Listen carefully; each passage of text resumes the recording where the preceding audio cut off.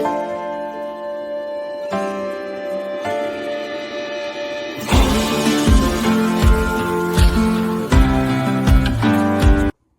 guys, I just want to quickly apologise for the blurry video content. This is due to my internet provider being absolute shite. They've promised to get a technician to come out tomorrow and fix the outside line, so by the next one it should be as crystal clear as how you see me now. Anyway, you're not here to see my face, you're here to listen to people talk about slingshots. So here we go with episode 3. Hi guys, welcome to the Slingshot podcast, episode 3.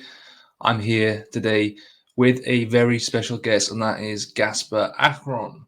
I hope I'm pronouncing his name correctly. If not, I'm sure he will correct me. But anyway, without further ado, let's get on with introducing our guest. Hi there, Gaspar. How are you doing? Hello. I am very happy to be here. I hope I pronounced your name right. Is it Gaspar? Yeah, it was good. Good. So, for people who don't know, the reason I've invited you on really is because I've seen some very, very interesting videos of you shooting the slingshot, primarily in target shooting and competition shooting. But just to give the listeners and the watchers a little idea of who you are and what you do. Okay, well, I am Gaspar Arcon. I am 32 years old, and I've been shooting in slingshots, competition slingshots, or target slingshots for 17 years. In Spain, there is not a hunting tradition. Moreover, in Spain, hunting with a slingshot it's by law completely forbidden. So the only way to enjoy slingshots in Spain actually is by using them in competition. So that's why I am not a hunter, because I couldn't kill an animal. The only way I understand slingshots is by going to tournaments and competitions. Okay, and what was it about slingshots in the beginning? Because you said you've been doing it for 17 years. What made you first pick up a slingshot? Okay, that's a question that I have been asked a lot of times. When I was 14 years old, I was introduced thanks to my uncle, not by my father, by my uncle. I was just bored, and the only way it was introduced to me. Let me explain. I have to think first in Spanish, so it's a little bit complicated for me. But it was introduced just like a funny game, so to speak. And I was hooked ever since, because I realized that I could be very proficient with it. I realized that just like any hobby, just paying attention to details, to practice, as you say in English, practice makes perfect. So I knew and I realized that I could be very proficient with it if I took the time to learn. I think that it took me a lot of time to learn, because when I was 14, there was not YouTube to learn tutorials from. I think that the most stuff that I learned back in the day was as I have to think first. Just by going to the competition, just paying attention, just asking questions straight to the people. And that's the best way, a very slow way, but it was worth it, because I've developed a form and a technique that suits me perfect, and that's what I am using for years. So would you say your techniques changed over the years at all then? That's quite interesting. There's a good point that you make, that there is no YouTube available. So there's no hands-on content out there to help you. So you've had to ask people, and I suppose a little bit of it is trial and error as well. So if you do something wrong, you're learning from a mistake, and then you're correcting that mistake, and therefore you're shooting a lot better. But has anything changed over the years? Yeah, for sure. This is one of the main problems with people abroad, like you, for example. If you wanted to try a Spanish slingshot, That's the main issue that most people encounter, or that find abroad shooters, because they realize that on YouTube there is not a tutorial for Spanish slingshots to start with. So that's the main issue. And as I told you, only few people in Spain speaks English about the slingshots. But for answering you the most proper way, I think it's time for me to show you Spanish frames, because if I show it, you will understand better. Okay, from 14 years old until I was 21, I mean the first 7 years, I didn't need to use glazes. So the easiest way to shoot a Spanish slingshot is completely, there I have it. This is the my main one. Okay, uh, it's completely upright in this position, like this. Okay, I have to focus on the camera, but this is the easiest way, having having the slingshot completely upright. Okay, and you anchor the pouch right on the eye. Okay, that's the most easy way to learn it. But the main problem for me, I developed myopia when I was 21.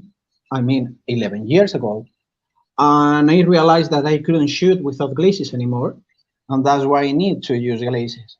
And that's when the problem starts, because in if you need glasses, you cannot anchor anymore on the eye corner.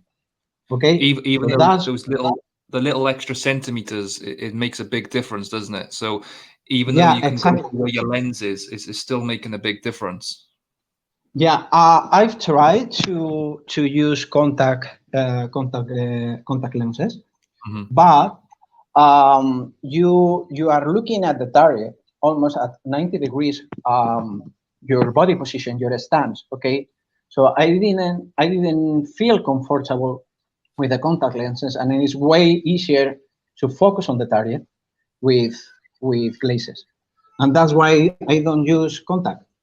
Hmm. Um, um, that's where, as I told you, that's when the problem starts, because the easiest way, in case you are missing that target, adjusting the frame. If you are shooting upright, it's very easy, because you are working on a vertical axis and horizontal axis, and it's Hmm. very easy with this kind of frame to adjust it with this at the forge by moving up to left to right each individual band. And in case you are missing up and down, you are adjusting the side. Okay, Right. but as I needed to use glazes, you realize that you've got to anchor either on your nose or on your mouth corner. Okay, and that's when you feel that if you do that, you cannot shoot upright anymore. You have to lean the angle at 45 degrees or 90 degrees this Hmm. way, and adjusting the frame that way is very complicated. It takes a lot of time. It is not impossible, but it takes way longer. And even for us Spanish shooters, it is something that we still struggle. So let alone that, if we are Spanish and we struggle, let alone someone that it is abroad that doesn't know anything about the Spanish slingshots, doesn't have any kind of information to learn from, and that's the main problem. And just explain a little bit about what's the difference, because when I look at that thing, that's completely different to anything that I've ever used before. So, what are the main differences? Is that a slingshot that's primarily used in Spain, or is it more of a? I mean, I've not seen any of them in the UK. Do they use them in Italy, France, or is that what you would class as a Spanish slingshot? So the main difference, I think that it is the gap, the four gap. Hmm. the other difference that we've got aside that I don't know if you can see it on the camera. I will do my best, but Hmm. right here is the site. Okay, right here is the site, and you've got here a hole Yeah.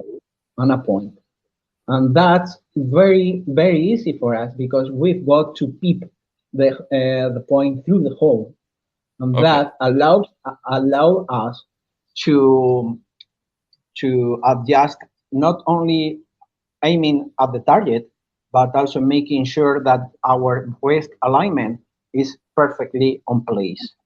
And that's not something that with any kind of other slingshot you can do it. And that's very. It gives you the possibility to make tighter groupings because you are not only paying attention to the aiming point, but also to the wrist alignment. And when you use it proficiently, you realize that you are able to make way tighter groups, or at least it it is easier. And I'm assuming you mentioned just before we started the podcast, you've got quite a wide collection.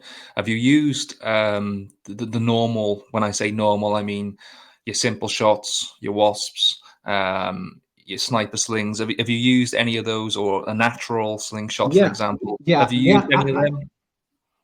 I've used them. I use them. The I don't remember the name. The Simple Shot Scout. The Yes. the Yeah. first generation. The first generation Scout. I have one. I have here my natural frame. Okay, Okay. right here. Um, I've got the Unifox from Wasp, Wasp. Yeah. but as I explain a lot of times, I can use that technique or this the Spanish technique, so to speak. It's, So, it, so it, you it have is to. it is different, So you have to but change your technique based on the frame itself. yeah, exactly, because that's one of the problems that you realize when if you have it, you realize quickly that the ergonomics requires you to do a different technique that you were used to. And that's why it requires, um, especially for someone that hasn't been used to either move the bands, to either what do I do? Move the bands, either move the side up and down. So you've got a lot of possibilities to do with it. So that's you realize if, for example, if you go to a Spanish tournament or the Spanish nationals, that either more fancy or not the Spanish frames, we like a lot of ergonomics. So that's the other difference as you asked me. We don't mind if the frames are very bulky, very chunky, because our main concern is ergonomics. Hmm. We don't care if it's very big or pocketable, as you say in English. That's not something we care about. So Sure. that's the other difference that you can tell if you go to a Spanish tournament. You realize that no one is using it for hunting, and we Mhm. don't need pocketable frames. We even have. Let me show you. We we even have suitcases or to carry the frames. Okay, either this one Sure. or either this one that you've got here, the Spanish frames, to carry them, because we don't need to carry it on the pocket. Sure. So that's the one. That's the other one. For example, this is the one I use in the broadcast. This one is the one I use in the broadcast, and this And was is that made was this that is was that made by yourself? no, it is made by my father. I am the shooter, but I am not skilled enough to make them. My father is also a shooter, but he tends more to the builder side of the slingshot. I am more the shooter. It's a beautiful looking piece. I, It looks I really don't well have made. I don't have nor the skill, the tools, the space, the time. My father is retired, so he has a lot of free time to make them. And this is actually an orange tree fork in Valencia, in the East Coast, where I live. It is very common, the orange tree, and this is actually an orange tree fork. Adapt to the Spanish style with the side. You have here also Uh-huh. the hole to peep. This is the aiming pin. You can see it here, and you can either move the bands, as I told you. It is the exact same system. And we're just going to touch on competition shooting in a second, but is there any regulations or restrictions in the equipment they use in these competitions? So does it have to be a slingshot like that, or could you actually turn up with something else? You can use anything you want, but the only restriction that I've known over the years, it is not focused on the slingshots, but on the pouch. Many people here, and I don't think so, but many people here, it is. Let me find the proper word in English. Don't like magnet pouches. A lot of people here in Spain used long time ago to use magnet pouches because I am not one of those shooters, but for example, my father or any other shooters used to use magnet pouches in the inside of the pouch. If you Right. shoot upright, I don't have any pouch that I could show you, but imagine just two pouches that are sewn here on the back. So you've Uh-huh. got like you are not grabbing the ball, you are grabbing the tab of the pouch. So when you pull back, the pouch is pressing down the ball, and inside it's a magnet. A lot of people So here. you're holding behind the ball then, in a sense. You're actually able to Exactly, hold behind exactly, the ball. Yeah.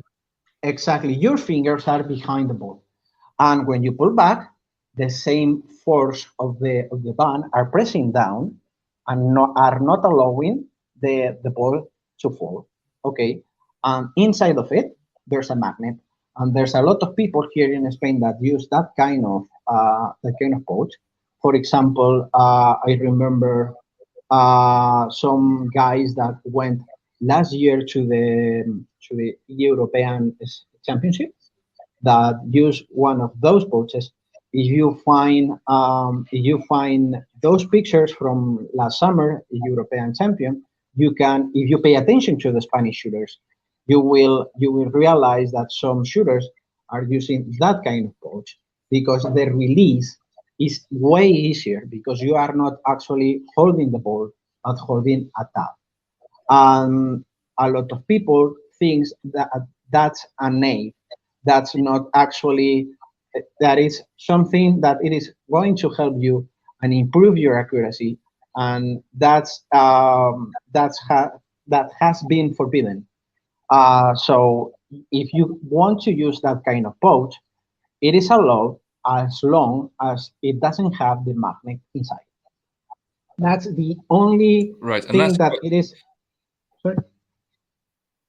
that's quite interesting because I think one of the biggest problems with accuracy is the release. A lot of people say that Yeah. if you're going wrong, it's usually because of the release. So I suppose with the magnet is eliminating that problem because you don't Exactly. have to worry about the release so much. Exactly. If you search for pouches in AliExpress, for example, or either you search for magnet pouches, you will find the Chinese version of it, and it is very similar that the one I am trying to describe you. My father has one, but I live very far away from my father. I cannot have one here for you to show it now today. but I will try to. I will ask my father to take a picture for me and try Hmm. to send it to you as soon as possible. But as I told you, you search for it in AliExpress and you search for magnet pouch, you will realize that it is very, very similar. And as answering to your question, the only thing that it is forbidden on the Spanish rules are that one regarding Spanish frames or any other kind of frames. You can use anything you want, either with side, without it. There is not any kind of restrictions on that matter. Okay, and I've seen the resume, some of the competitions you've entered, some of the achievements you've had over the years. But just give the listeners and the watchers a quick rundown of the sort of things that you've competed in and what you've achieved over the years. Well, the main one I must start with the World Cup. It is the one that I will remember always in my life because it was a very nice experience. 5 years ago in 2018, I was seventh in the world. I think there was 193 shooters, more or less, Wow. very close to 200. It was in Italy, and I managed throughout the whole weekend to finish on seventh place in the single event. And the day after, on Sunday, um, I am explaining this because I am not sure if people is familiar with the format of the Brawl Cup, but you shoot on the single event Friday and Saturday. Okay, it Okay. is exactly the same format. You shoot a paper target the first round. From second to seventh round on the day, you are shooting at knockdowns. Okay, we don't use spinners on the Brawl Cup.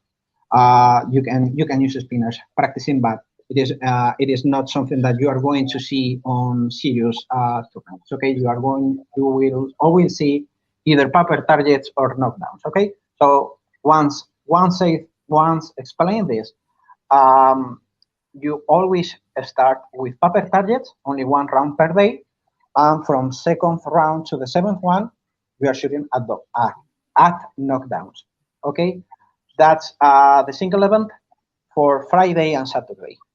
From that, once the classification and the score table has been formed at the end of Saturday, you will take the first or the best 8 shooters of each country. And mainly the Sunday, it's only the team event. So that's I managed on Sunday to be the world champion representing Spain.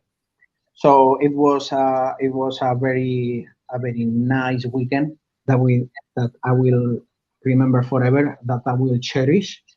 It was a perfect performance, but once I managed that at the World Cup, the second main title for me was the runner up on the 2013, the third place in 2015. Um, I am I have to think first in Spanish. Sorry, that's in the team 10 meters event. Okay, that's the considered the main one. But at the same time, I've won the team event and the speed shooting. I've won 2 times the team event at 10 meters. I've won 5 times in Valencia, in my city. So that's more or less my resume. And when we talk about sort of world championships, there's usually a qualification process. Is there a qualification process for slingshot shooting? Do you have to do well on the regional scene to be able to go to the world championships? Uh, I wish that there was a system in order to classify to that, but um, that's not as a that is not the first time I answered that. I think that the most proper word in English to explain that, and the easiest to sum up. It's completely open. You are absolutely free to take your slingshot and go to the Brawl Cup without worrying about a system to classify. You pay your flight ticket, you go to the World Cup, it is completely open, you don't need to qualify prior to the tournament, and you can participate without any kind of qualification system for now. Okay, the first time was in the first edition was in 2018. As long as I know, there is not going to be any other system, because the next one is going to be the next year in Shanghai. And as I've been told, there is not going to be any kind of system, because if you have a bigger picture of the hobby, there is not enough people right now in order to do that, because a lot of people also, for example, like you, like going to plinking or hunting with a slingshot. There is not a dedicated, for example, like me, dedicated tournament people. Um, Mhm. there is not going to be, at least for now, people that have to qualify for that. And obviously, when we shoot slingshots, the whole goal behind it is to be able to be accurate, whether you're using that for competition, whether you're using it for hunting, whether you're knocking cans down in the back garden. Um, but is there a certain way that you prepare for a competition? Is it a certain thing that you would do differently to what I would do? So, for example, I have my spinners. If I go out on a little hunt or I'm looking for something, I'm doing different things there. But when it comes to competition shooting, what do you need to do to make sure that on the day when you turn up, excluding things like nerves and the pressure and the mental side of things, what do you do beforehand to make sure that you're ready to go in and provide yourself with a better performance? Well, my main routine for that is making sure the rules that are going to apply on that day, because in Spain, there's time that you compete with a very similar format like the Brawl Cup, with paper targets and with knockdowns. And my main routine is making sure what I'm going to use on that day, because there's places that there is not a strict format for that. I mean, there's a lot of people that is going to use only knockdowns or combining them.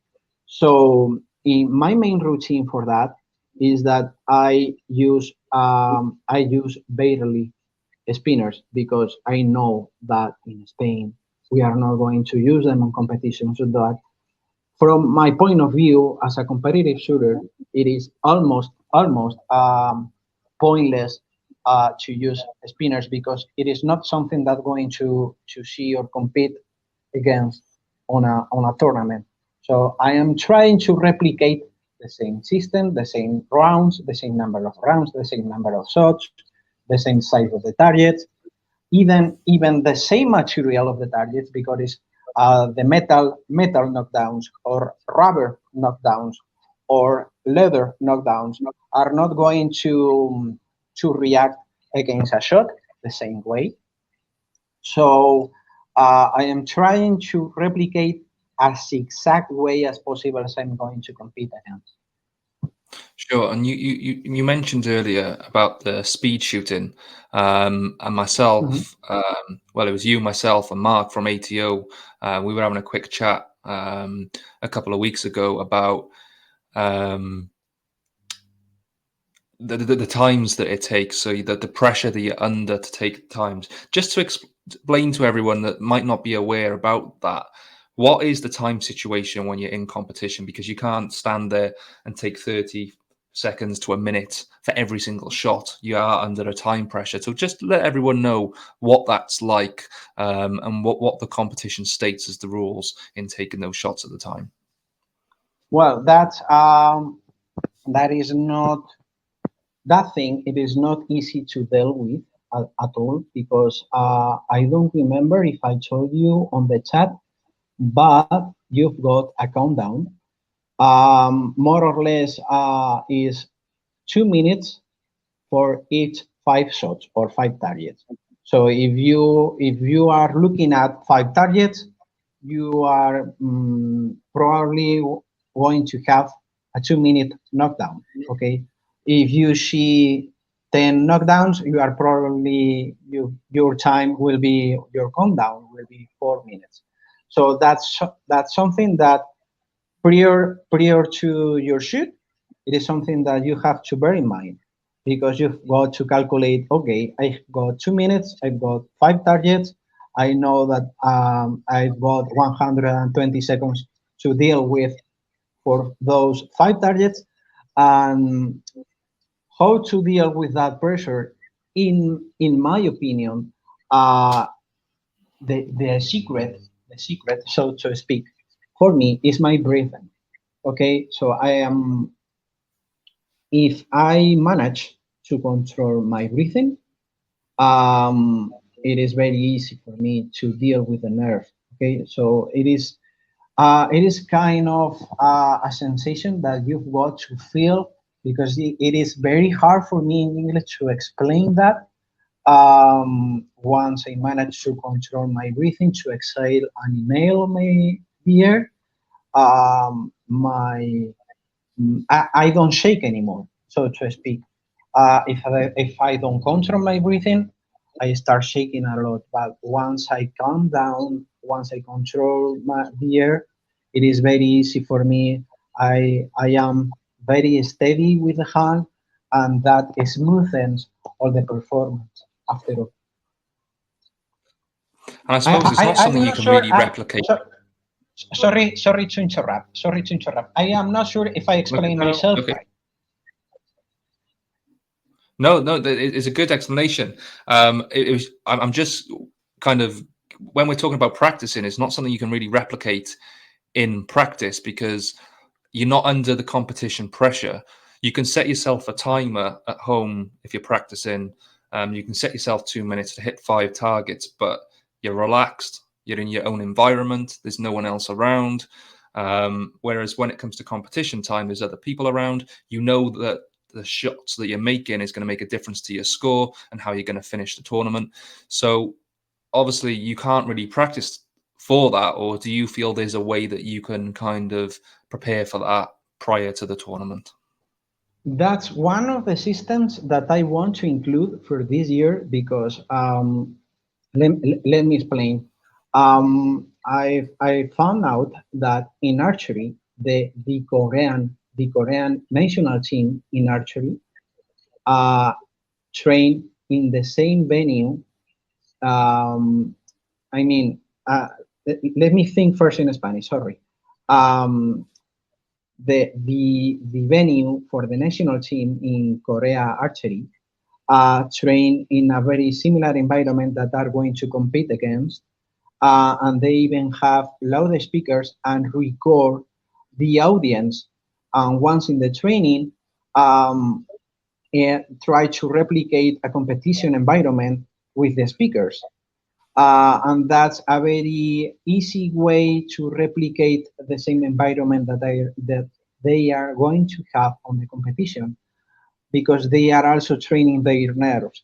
Okay, that it is Mhm. something that I want to record with a microphone and trying to replicate the same system that the Koreans are using in archery because I read an article about archery that explain more or less the system that the Korean archers train with.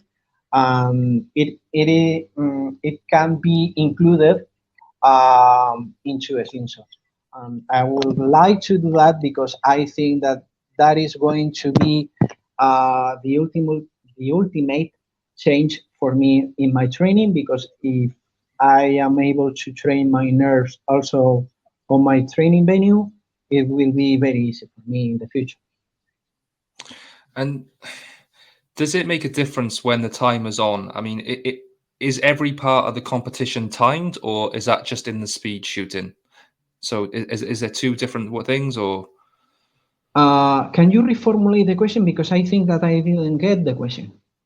Yeah, so there's speed shooting, and then you got your Uh-huh. say 10 meters. Is there still a timer in the 10 meters, or is that different to the speed shooting?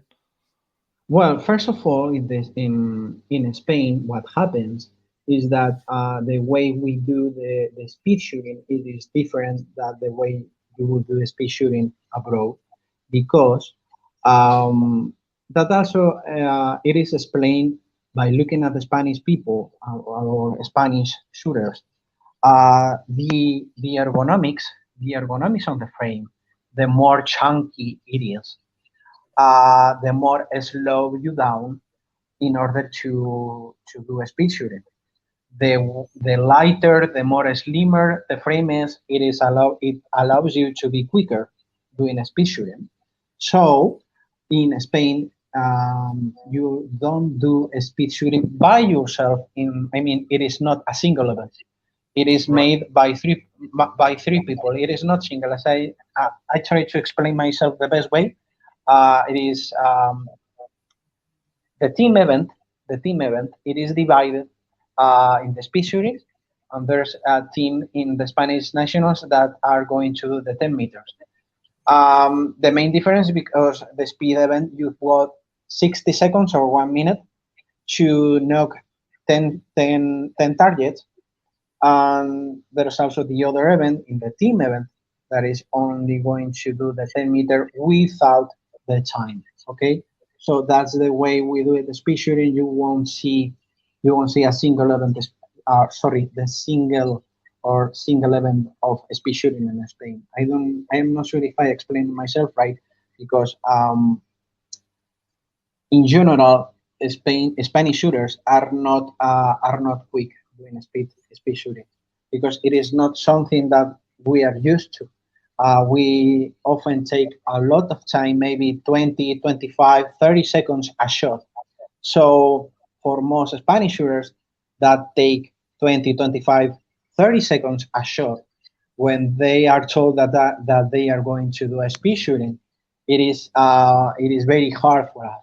So that's why we need two more people in order to knock 10 shots in 1 minute. I'm not sure if I Yeah, explained no, myself no, right. no, I understand. And when you say there's a time, does it matter how many shots you take, or is it just a time and that's it? So, for example, if your goal is to knock down all targets within 2 minutes, so if you've got 5 targets in 2 minutes, could you take 10 shots, or Yeah, is that how yeah. they There is measure? not that's the good thing. That's the good thing about the speed shot. There is not any kind of shot limit. You can shoot as many shots as you can inside that minute. So that's the only limit. You've got yourself, your two friends, and you are three people shooting at 10 targets in 1 minute, and that's the only thing that matters. There is not any kind of any other limit, and well, that's the challenge. That's the challenge inside that minute, that you can shoot as many times as you can. Sure. And there's just one thing I want to touch on. I'm going to leave a link in the description to this. I've seen a video of you doing the 10 bottle caps. Um, and just for the listeners and the watchers, I've found this really fascinating. So you stood, and I'm not sure on the distance of what it is, but 10 you stood meters, away 10 from meters, 10 meters. Yes, 10 you meters. stood 10 meters away from these bottle caps. And when I say bottle caps, there's just your regular bottle caps like you'd see on a bottle of Exactly. Coca-Cola. Um, and they're all lined up. There's 10. And you hit 10 in a row, Yeah. absolutely perfectly. Um, and I kind of mentioned in the chat that it's almost as if every single shot that you take is the same. You could rewind the video, but every single shot that you take is the same. This obviously your technique is going to be the same, but there's very very little movement in between each one. How do you get to the point where you're able to shoot as accurate as that and stay Well, as still and repetitive as that? that's the challenge, because getting used to a technique that you feel comfortable with, it is very hard, and it took me a lot of time, a lot of trial and error, And as I told you on at the beginning, practice makes perfect. So that is not actually kind of secret that I am hiding or that I don't want to talk about. There is not any kind of secret. It is practice and error. I've learned a lot about an American archer that his name is Jake Kaminsky. It is two-time Olympic medalist in archery, and I learned a lot from that guy. That I tried to replicate his technique into a slingshot, and it was very easy for me from that point, from the breathing, from the elbow raise when I am shooting at the target. Okay, the way I hold my pouch, the way I raise my elbow, the way I control my breathing, the way I am stretching the bands, the way I'm aiming, all that sequence, even the follow through that is called in English, even the follow through once you release the pouch, the shot doesn't end when you release the pouch, but when the ball reaches the target.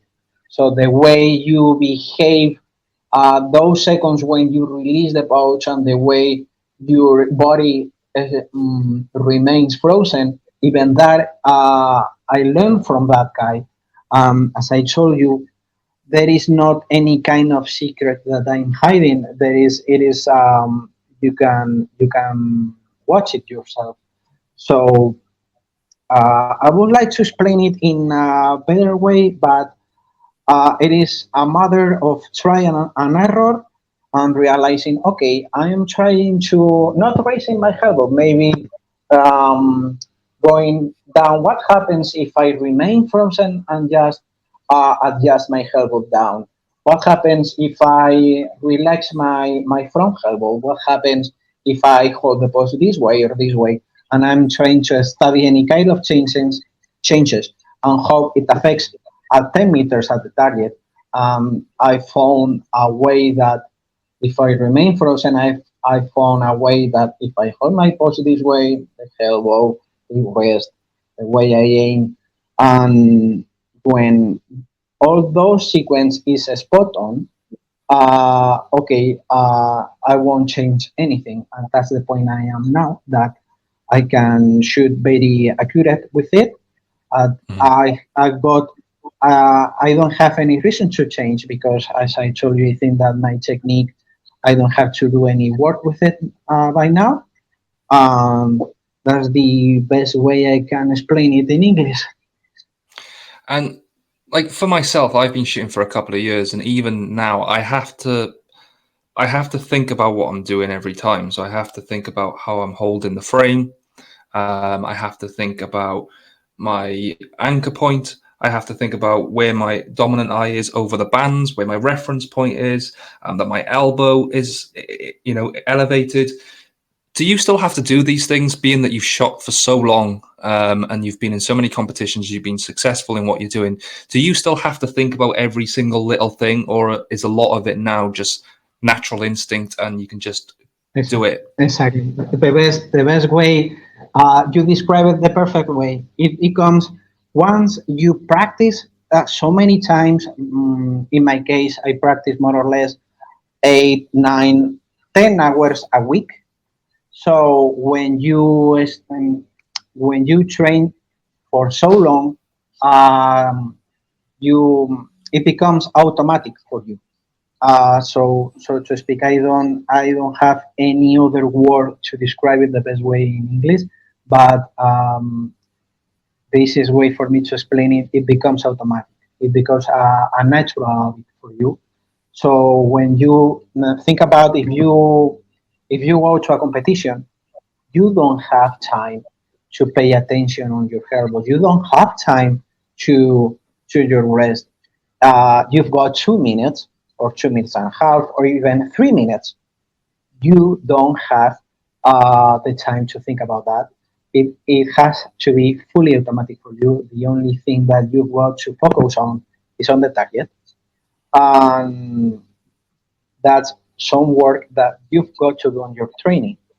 not on the competition, because it may seem that 3 minutes or 2 minutes it is a lot of time for 5 shots, but it passes by very quick that time. So once you go to your first tournament, you will realize that you don't have time to think about that. By the time you go there, you've got to do that work on the training before. Sure. And I suppose, like for myself, if I miss the target, it is quite easy for me, and it might be wrong in saying this, but would it be a case of it's easier for me to understand where I've gone wrong because I'm not as naturally, um, my technique isn't as complex as yours, where you can just do it. So if I notice I go to the right, or I'm a little bit up, or I'm a little bit down, I think, right, it could be my elbow. Was my hand slightly tilting the frame a little bit there? Whereas once you become very natural in what you're doing, is it quite difficult to work out what's gone wrong if you miss a shot? So if you miss a shot because you're doing the same thing every single time, what makes you think, I did this wrong, or how do you find out where you've gone wrong if you're so naturally developed in your technique? Let me explain. I will show you my catch box, and once I show you my catch box, you will understand better, and I will be able to answer or to address that question way better if I show you my Sure. catch box. Give me just 5 seconds. Okay.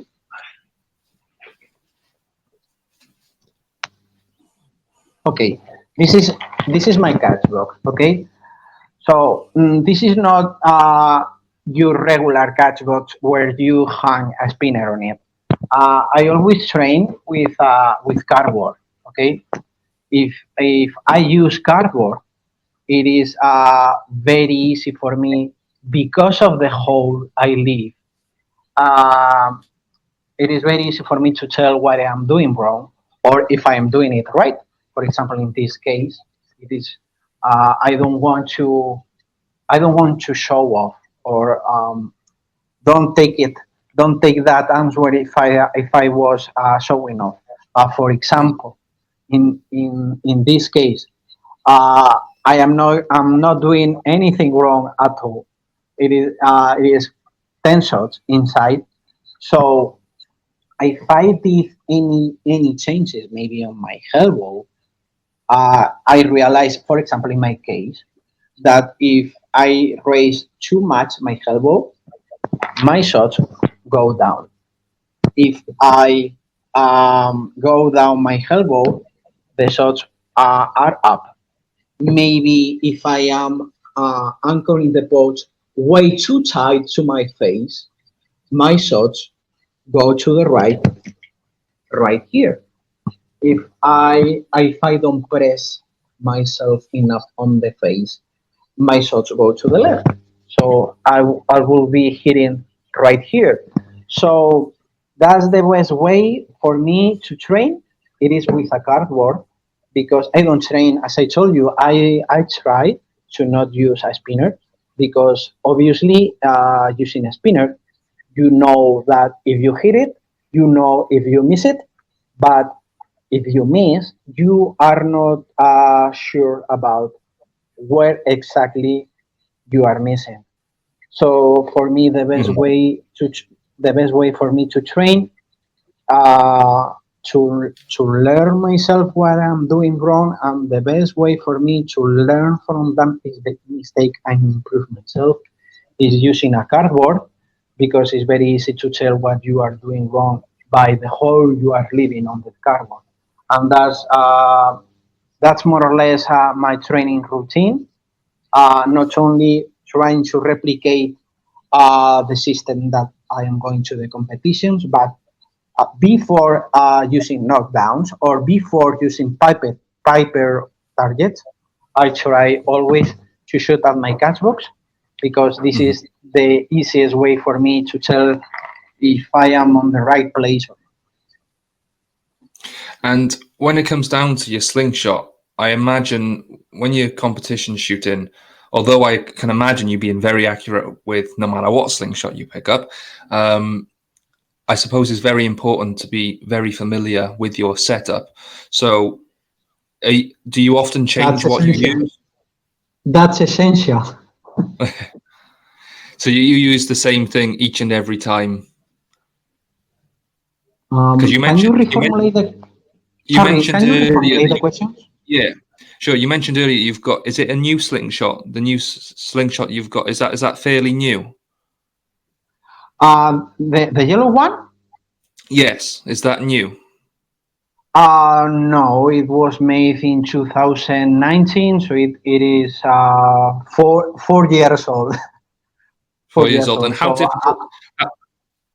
how difficult was it for you to change over to something like that? Because obviously you competed in the World Championships in 2018, so you must have got that a little later on after. How difficult was it to change to that, or is it set up in a way where it performs just the same as the other one? exactly. Think about. Let me explain the story behind, because once I explain the story, you will understand better. Hmm. When I was in the World Cup, that's the good thing, because you get to know a lot of people in the World Cup with different philosophies, the different ways we understand slingshots, not only in Spain but in different countries. And one of the things that I learned from the Chinese guys was back then in 2018 that the smallest ammo ammunition that we use in Spain back then was 8 millimeters, and the smallest ammunition that the Chinese guys used was 1/4 of an inch, which is 6.3 mil. Okay, Right. why I'm explaining this? Because obviously the smaller the ball is, the lighter, and at 10 meters it travels in a straight way. I mean, the trajectory or the flight of the ball is completely straight. The There's less lighter the drop ball because of is. the weight. Yeah. Exactly. I didn't find the word. I didn't find the word in English, but that's the word. The lighter the ball is, the less drop you have, and that's very important at 10 meters. Um, because it is easier for you to to regulate the sight if you don't have drop. With the Spanish frames, if you are holding, as I told you, if you don't use glazes and you hold the slingshot upright, you don't have a drop at all. Your ball travels in a straight line. But I needed to use glazes already in 2018. I needed to anchor on my face, and I had a lot of drop. So I realized that the Chinese guys were using a very small ball that allowed me to don't have that issue. So that was the moment after the World Cup that I realized that if if I wanted to do my training way easier, I needed to use not only Spanish frames, not only a Spanish gum rubber that it is almost a square like this one. I needed to use a different kind of frames, Chinese frames from AliExpress, or either like this one, that the current one I'm using, that is completely handmade by one of my friends. For example, this one, okay, that I can regulate here the foregap. You will see here the bolt. I Sure. can regulate. I can regulate the foregap. I can regulate the side, and this is the kind of frame that suits me the most for now, because I have a flat trajectory. It is very easy for me to tell any mistake. It is very easy for me to tell if the trajectory has dropped or it flies straight.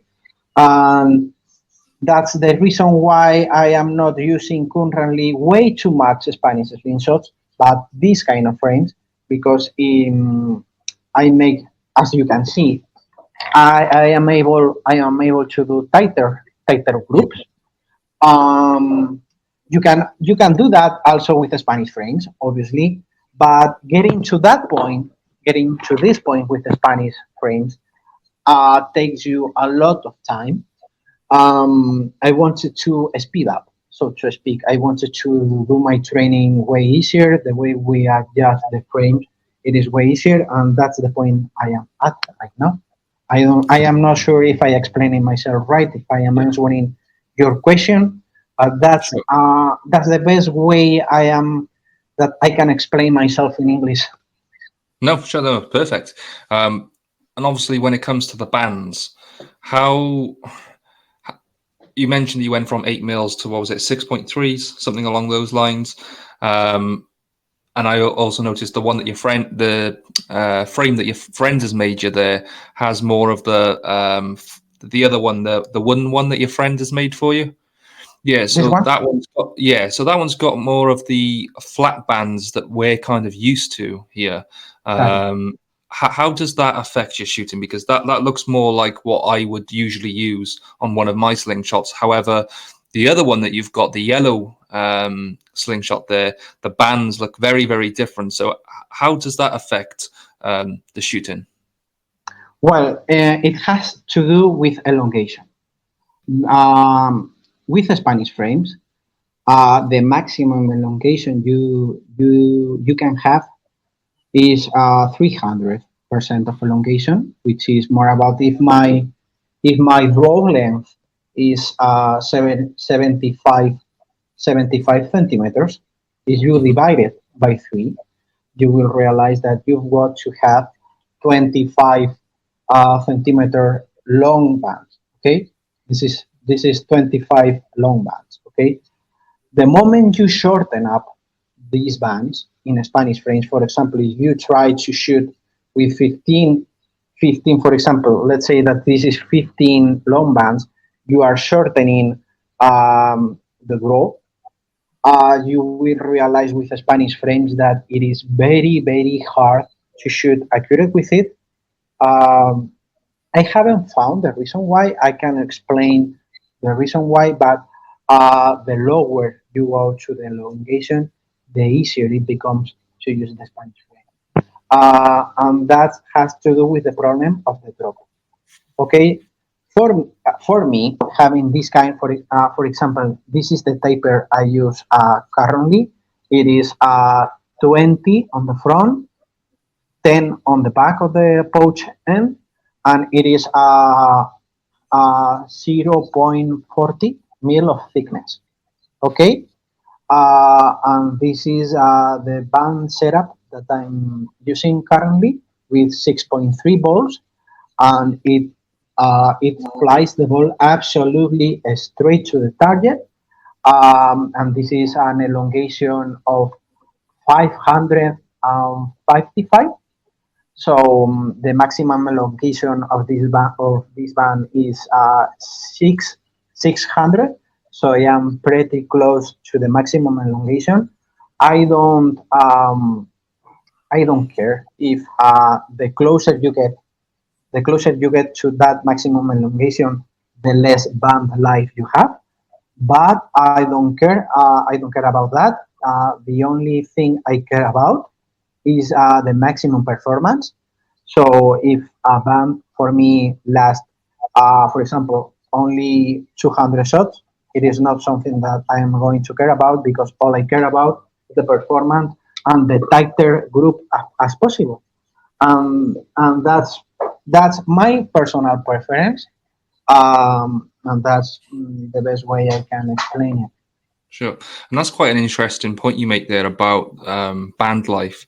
If you're in a competition setting, um, I'm assuming that your setup is brand new. So you don't want a band that you've been shooting for, say, a couple of days, and then you Exactly. get into and your band snaps halfway through the shoot. So is that part of the preparation as well, is just making sure that all your equipment is set up to the best possible way? And how do you go E- about doing that? Exactly. One of the things that I have to pay attention on when I train is the band life. A lot of you've got to pay attention a lot on that because the days prior to a tournament, I have to think. first, the shots I take time to take note of the shots I'm taking with that band. For example, um, mm, let me explain the best way possible. I have to think first in Spanish. The maximum shots with a band that I go to a tournament is 40 to 50 shots. If I go through that, I am will not use that band on a competitions because you take counting your warm up shots on the tournament, counting the shots you are going to shoot in the tournament. You will shoot 100, 120 shots on the tournament. So going through 40 to 50 shots is the maximum you can use on a band before a tournament. Sure. And this is a question I'd like to ask. I've asked a few people this and I get a few different responses. It could be, I'm not sure if you know what a placebo effect is. Have you heard Sorry, of a what? placebo? A placebo effect? No, no. Vale. Sorry. Placebo in Spanish. Sorry. Yeah. So it's for me. I've tried saying in the past. I've noticed when I've been using a band for a certain period of time, I actually lose accuracy on it. So I don't find that the band needs to snap to necessarily be a bad band. I find over time after using a band for a certain amount of time that I can lose accuracy. Is that something that you believe in, or is that me just talking absolute rubbish? No, you are not. You are not talking rubbish.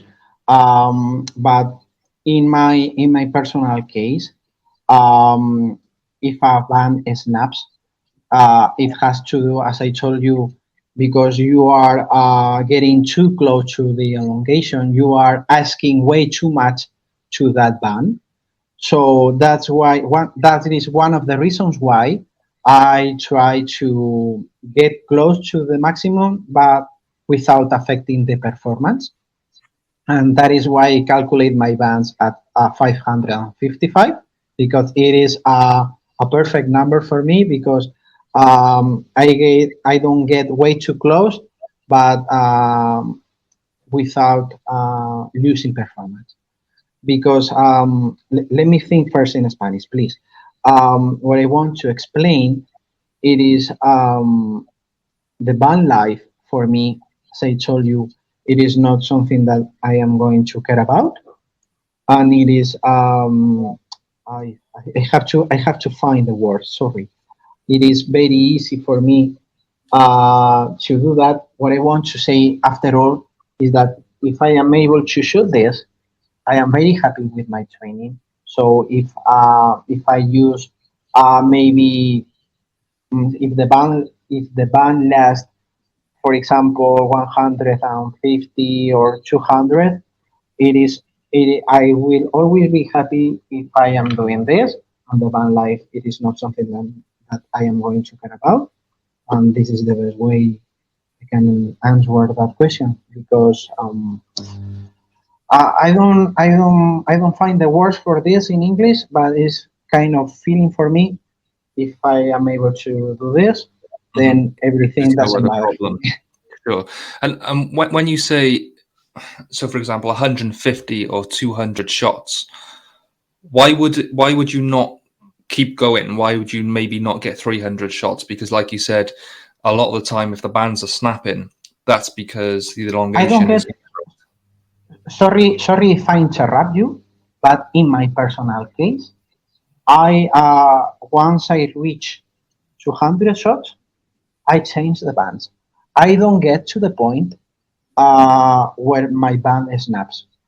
I am not sure if I am explaining myself right. I always take note of the shots, of how many shots I am shooting, and once I get to, for example, 150 or 200 shots, once I reach that number, uh, I don't I don't keep with the bands. I just change them. I don't get to the point where I am going to snap them.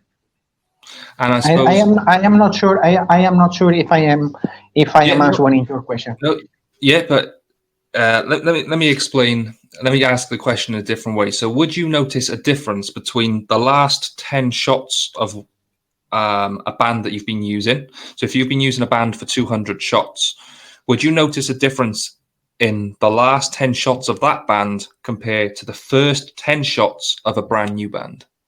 Absolutely, absolutely. Yeah. And let me show you one device that I use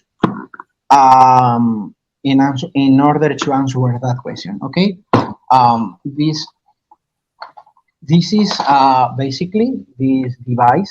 It is basically a hook scale. Okay, it is used also on it is also used in archery when measuring the draw weight, and it is basically a luggage scale because it is widely used to weigh the luggage. Okay, and it is very cheap but very useful for me to measure the draw weight. And obviously, when you start using a band which is brand new, you will realize in my case my draw weight is 2 kilos for sorry let me think 2 kilos 800 grams. Okay, The pressure. 2.8. So Exactly. that's the yeah. Exactly. The draw weight I am holding is 2.8 kilos. But as I am using it, I end up after those 200 shots about 2.3, 2.2. I lose throughout the band life of 200 shots. I lose about 600 grams from 2.8 to 2.2. Wow, And that's very that's interesting. That's quite a difference there. exactly. And how do I realize or how do I notice that those 600 grams throughout the band life?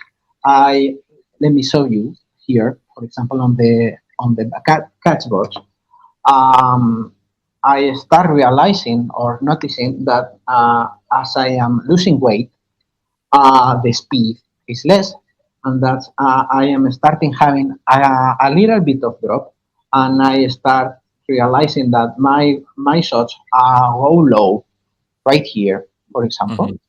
And that's the time I realize that I am losing draw weight. That's the quickest way for me to tell that I am reaching 200 shots. Because of And I, that, and because of that, once I know that I reach 200 shots, I take again this device. I hook. Let me show you. I hook here on the pouch end. I hold here, and I don't hold the pouch. I hold the device. Okay, and just I stretch the band again, and I realize that okay, I'm losing weight, and then see, you can see. Let me show you. mhm. 223. These bands are at the end of the band life for me, at the end of the performance for me. And I suppose that kind of reiterates what you said earlier about you don't really care if you have to change your bands because it does make that much of a difference. And I suppose another way that you could go around that is by making adjustments to your shots. So of course, the less pressure you've got on your draw, there's less power, therefore the shot is going to drop lower. So you can make the adjustments and perhaps use your sight to aim a little higher. But that's not something you really want to do. You don't want to have to compensate for Exactly. bands. So I suppose that makes a lot more sense in what you're saying about you don't really care if you have to change your bands. What's most Exactly. important is that you're getting the accuracy. Exactly. From my point of view, at least in my perspective, I don't like to adjust myself to what the slingshot is asking to me, so to speak. I don't like to adjust. You want to be in control of the slingshot rather than a slingshot being in control of you when you're shooting. Exactly, exactly. So that's why. I don't really care about the van life at all. I want to feel in constant control of the slingshot, and that is why once I realized that I am having a lot of drop, there is not a reason for me to keep with that van at all, and that's why, for example, you will realize with this site that I have here a butterfly nut and I can regulate the height. And I could do it. I could keep with that band by regulating the site, by going a little bit low. But I know I can do it.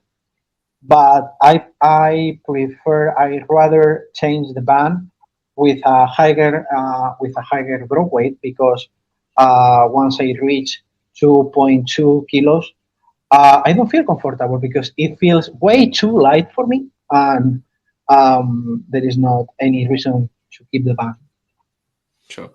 Well, Gaspar, it's been an absolute pleasure having you on the podcast today. I've certainly learned some stuff. Hopefully, people listening in and watching this learned. It was absolutely fascinating, and I actually didn't realize how different the Spanish slingshots were to everything else. So I might actually have to invest in one of those myself and have a little play around. But just before we go, is there anything else that you want to mention there?